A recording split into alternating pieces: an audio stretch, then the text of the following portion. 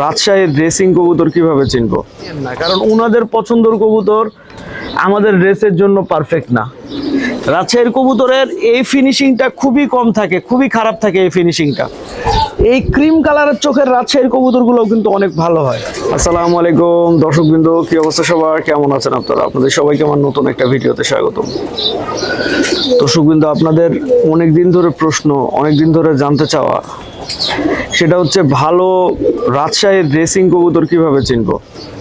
আপনি যদি এখন এমন লোকের কাছে আসলে এটা জানতে চান যে রেসিং করেই নাই, বর্তমানে যেটা খুব চলতেছে, হ্যাঁ, অনেক মানুষ আসলে রাজশাহীর রেসিং কবুতর কালেকশন করতে চাইতে যে আলটিমেটলি মনে করেন এমন লোকের খপ্পরে পড়তেছেন যে রেসিংই করে নাই।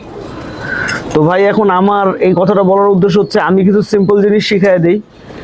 আপনারা এই জিনিসগুলো যদি ফলো করতে পারেন তাহলে ইনশাল্লাহ রাজশাহী থেকে ভালো কবুতর কালেকশন করতে পারবেন, ঠিক আছে? প্রথম কথা হচ্ছে, সর্বপ্রথম কথা, যে রাজশাহীতে যারা রেসিং করে তাদের কথা ব্যতীত কোনো যারা রাজশাহী কবুতর পালক তাদের কথা অনুযায়ী কবুতর নিয়েন না, কারণ ওনাদের পছন্দের কবুতর আমাদের রেসের জন্য পারফেক্ট না। হ্যাঁ, ওনাদের পছন্দের কবুতর আমাদের রেসের জন্য পারফেক্ট না।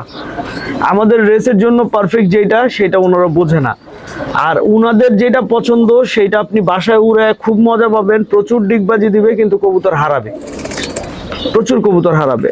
তো যাই হোক, এখন আমি অল্প কথায় আপনাদেরকে এটা দেখানোর চেষ্টা করবো। চলেন, প্রথমে আই সাইনের একটা ব্যাপারটা হচ্ছে যে রাজশাহীর কবুতর কেনার সময় বেশিরভাগ সময় যে জিনিসটা দেখবেন সেটা হচ্ছে যে কবুতরের যদি ব্রিডিং করার জন্য কবুতর নেন তাহলে দেখবেন কবুতরের রিং পারফেক্ট আছে কিনা।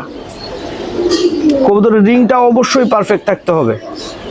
রাজশাহীতে আপনি এরকম অনেক কবুতর পাবেন যেসব কবুতরের রিং পারফেক্ট নাই, ওইসব কবুতর রাজশাহীর আপনি নিবেন না। আচ্ছা, তারপরের কথা হইতেছে যেটা, যে ঠোঁটের এই যে লেয়ারটা, হ্যাঁ, আপনারা দেখেন ঠোঁটের দুইটা কালার আছে, এখানে লেয়ারিংটা খুব সুন্দর, দেখছেন?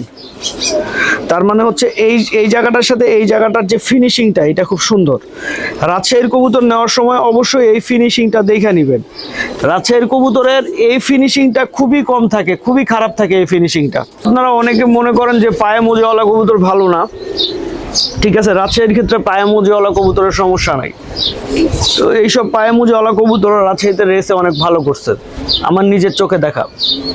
তো সুতরাং পায়ে মোজাটা কোনো ফ্যাক্ট না। তারপর হচ্ছে পায়ের কালারটা দেখবেন আপনি, বেগুনি পায়ের কবুতর আপনাকে নিতে হবে। পায়ে মোজা ঢাকা থাকলেও নিচে পায়ের আঙ্গুলের কালারটা দেখতে হবে। দেখেন এই যে বেগুনি পা, দেখছেন? এই যে বেগুনি পা। আরেকটা জিনিস খেয়াল করবেন, সেটা হচ্ছে কবুতরের যে পাখাগুলা তুলনামূলকভাবে মোটা হবে, অনেক মোটা হবে। আপনারা ভালো করে খেয়াল করে দেখেন, আমার হাতে এখন যে গেন্দা কবুতরটা আছে, এই কবুতরটার পাখা কিন্তু অনেক মোটা, দেখছেন?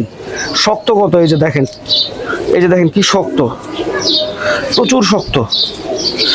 আর সবচাইতে জরুরি যে বিষয়, রাজশাহী থেকে কবুতর কালেকশন করার সময় অবশ্যই কবুতরটা ফিজিক্যালি স্ট্রং হতে হবে, কোনো দুর্বল কবুতর নেওয়া যাবে না। রাজশাহীতে প্রচুর কবুতর আসলে অনেকে ভুলবশত হোক আর মনে করেন জোড়া মিলানির কারণে হোক প্রচুর ইনব্রিড করে ফেলে, এই কারণে কোনোভাবেই দুর্বল কবুতর কেনা যাবে না। এবার আসেন হচ্ছে আরেকটা চোখের ক্ষেত্রে, ঠিক আছে?